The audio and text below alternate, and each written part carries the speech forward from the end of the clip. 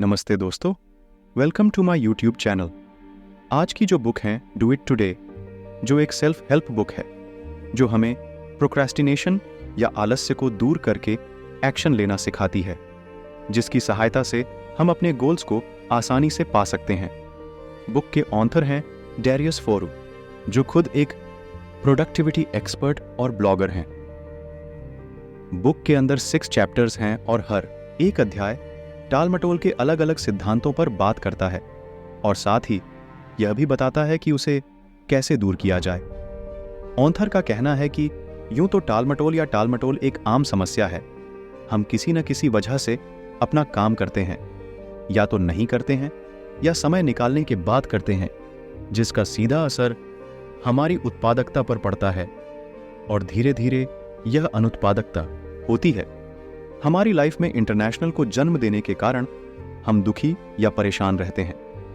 टाल-मटोल से भागने और काम पूरा करने का सबसे अच्छा तरीका है कि हम एक्शन लेकर काम पूरा कर लें, लेकिन यह हमेशा इतना आसान नहीं होता और इसे आसानी से बनाने में यह बुक समेरी आपके लिए काफी मददगार साबित होगी। अभी की तात्कालिकता। ऑथर का कहना है कि हर एक क्षण में हमारे जीवन का हमें कोई न किसी चीज का अवसर मिलता है और हम उस क्षण को खो देते हैं जो आगे बढ़ता है और कार्य का एक अवसर लेकर आता है। इसी बात को ध्यान में रखते हुए ऑथर हमें तुरंत एक्शन लेने या कदम उठाने की सलाह देते हैं, भले ही वह कितना भी छोटा कदम क्यों ना हो, लेकिन जरूरी है कि ये कदम तब उठाया जाए जब उसकी जरूरत हो। टाइम अरेस्ट के बाद एक्शन लेना सांप के भाग जाने के बाद लाठी पटकने जैसा है, जिसका कोई फायदा नहीं होने वाला है। ऑथर हमें प्रेजेंट बायस के बारे में भी बताए गए चित्र हैं। जो लोग लार्ज स्टार बेनेडिक्ट की ओर इशारा करते हैं, तत्काल आनंद के चक्कर में फंस जाते हैं। उनका कहना है कि ये पूर्वाग्रह इसलिए हमारे लिए नुकसानदायक है, इसमें अक्सर हम उन टीमों को ताल देते हैं जो लंबे समय तक हमारे लिए कमाल करेंगे।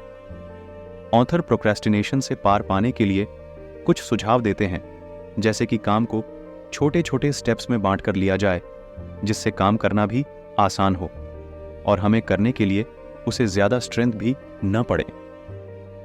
इसके अलावा हमारे लिए समय सीमा निर्धारित करके काम करना चाहिए। बिना समय सीमा के कोई भी काम समय पर खत्म नहीं होगा और एक बार जब आप कोई काम पूरा कर लें तो खुद को बढ़ावा देना या रिवॉर्ड देना न भूलें। विलंब पर काबू पाना, देरी पर उत्तर पाना।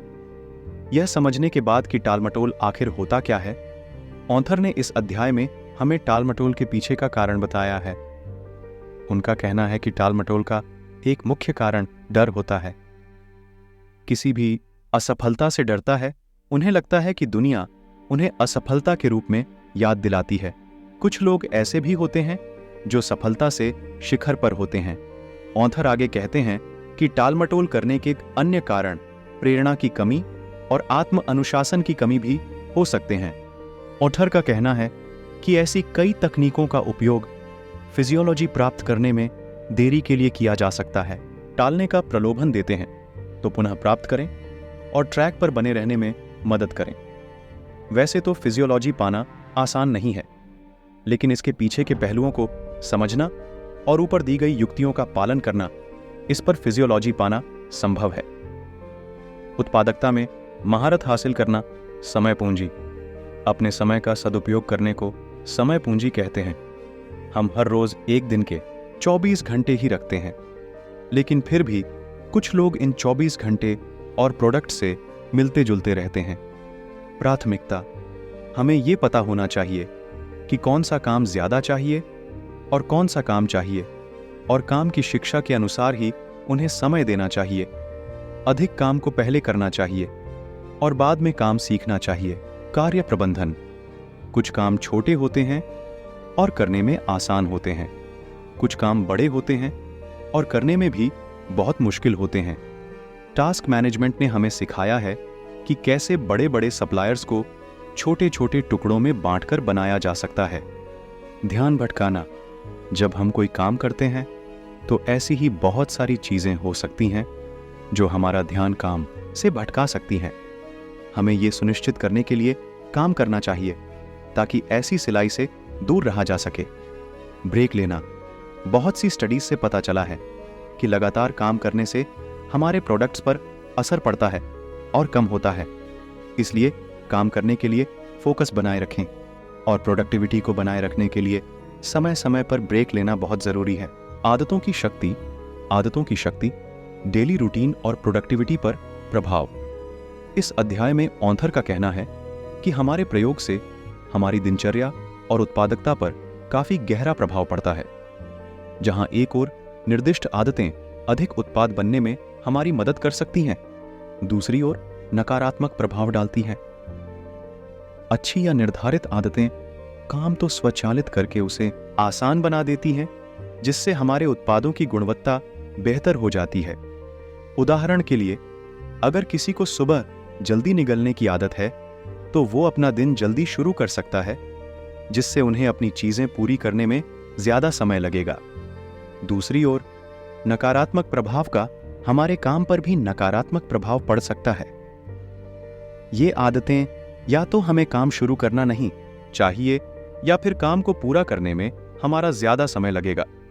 जैसे अगर कोई सुबह के समय इंटरनेट सर्फ करने या सोशल मीडिया पर समय बिताने की आदत रखता है, तो इसका असर उनके पूरी तरह से उजागर होने वाले पैड पर पड़ सकता है। ऑथर का कहना है कि कीबिट आदतें को समझकर हम अच्छी आदतें बनाना और बुरी आदतों को सीख सकते हैं। अच्छी आदतें बनाने के लिए ऑथर ने हमें कुछ टिप्स दिए जो इस प्रकार हैं। संकेत को पहचानें।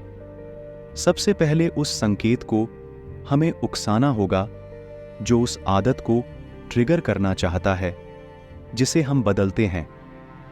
जब हम क्यू को पहचान लेते हैं तो हम अपनी आदत को बदलने के लिए योजना बना सकते हैं।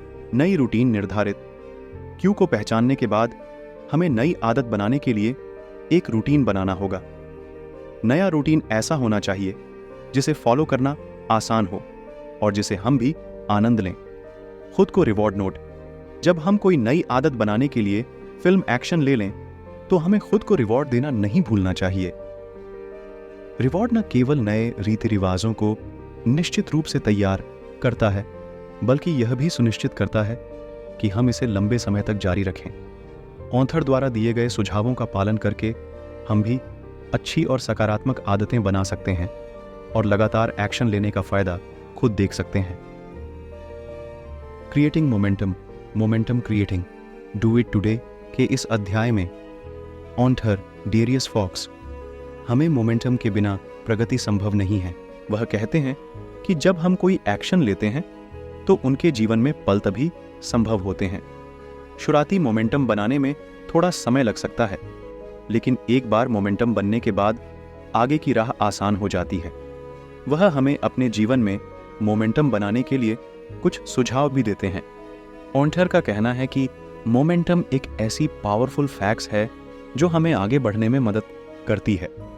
उनका कहना है कि हम जो भी कदम उठाते हैं वह हमारे पिछले कदम पर असंतुलित होता है और ये सभी कदम मिलाकर ही हमें सफलता तक पहुंचा सकते हैं। उदाहरण के लिए, अगर कोई भी छोटे छोटे कदमों से ही सही कदम उठाना शुरू कर दे तो उन्हें अंदर से प्रतिरोध महसूस करना शुरू हो जाएगा और जैसे जैसे वो बेवकूफ बनाते हैं उनके लिए आगे का रास्ता और आसान होता है। ऐसा इसलिए है क्योंकि क्षण हमें जड़ता पर भौतिकता प्राप्त करता है और आगे बढ़ने में मदद करता है। छोटा कदम, बड़ा असर। इस अध्याय में छोटी छोटी कदमों के महत्व पर भी प्रकाश डाला गया है और कहा गया है कि लगातार हमारी गतिविधियां अच्छी रहेंगी, लेकिन वह भी हमें बड़े परिणाम दे सकती हैं। बस जरूरी है तो निरंतरता बनाए रखें, यानी उन छोटी कदमों की को लगातार उठाना। वह छोटे स्टेप्स की तुलना कंपनी फाउंडेशन इंटरेस्ट यानी चक्रव्यूह से कर रहे हैं। निवेश के समय के साथ छोटे शेयर भी बड़े शेयरों में बदल सकते हैं। ऑथर का कहना है कि यही बात हमारे एक्शन पर भी लागू होती है।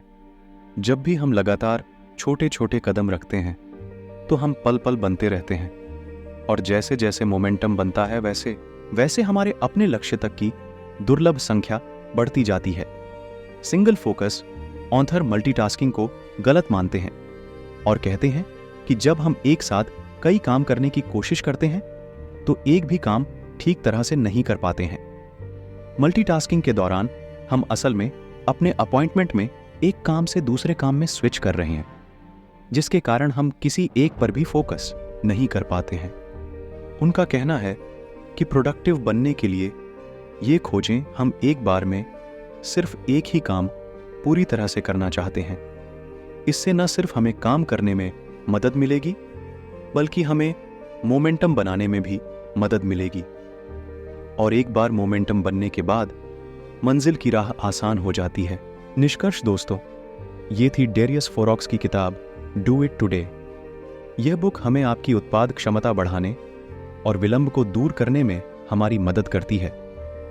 इस पुस्तक से हमें यह भी सिखाया जाता है कि हमें रचनात्मकता के बारे में विस्तार से बताना चाहिए। डू इट टुडे एक लाइफ चेंजिंग बुक है, और अगर आप भी अपने जीवन में कुछ हासिल करना चाहते हैं तो आपको यह बुक जरूर पढ़नी चाहिए।